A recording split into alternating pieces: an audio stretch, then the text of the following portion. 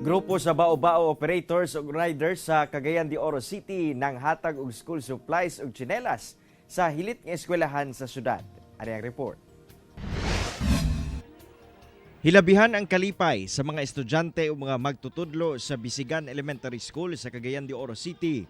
Human nga sila ang napiling benepisyaryo sa gihimong charity event sa mga grupo sa mga Bao-Bao operators o riders sa syudad. Moabot sa kapin 250 ka mga estudyante ang nakadawat og nagkadaiyang school supplies ug tsinelas.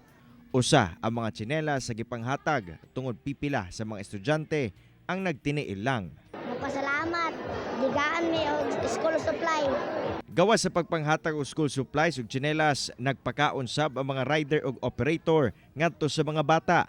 Aduna sa pipila ka mga padula nga gihimo kung asa adunay mga papremyo. Mihatag sab ang grupo og 8 ka mga electric fan sa tunghaan. Dako kayong pasalamat ilabi na sa Bisigan Elementary School sa paghatag niining mga electric fan nga dako kayong gamit sa panahon nga init ang among palibot. Unta usar gid ang among hangyo, padayon lang gid sila sa ilang pag-eskwela, kuan lang gid sila, tuman lang gid sila unsay mga mandato no sa ilang mga ginikanan. Kauban si Jade Gavas sa kamera.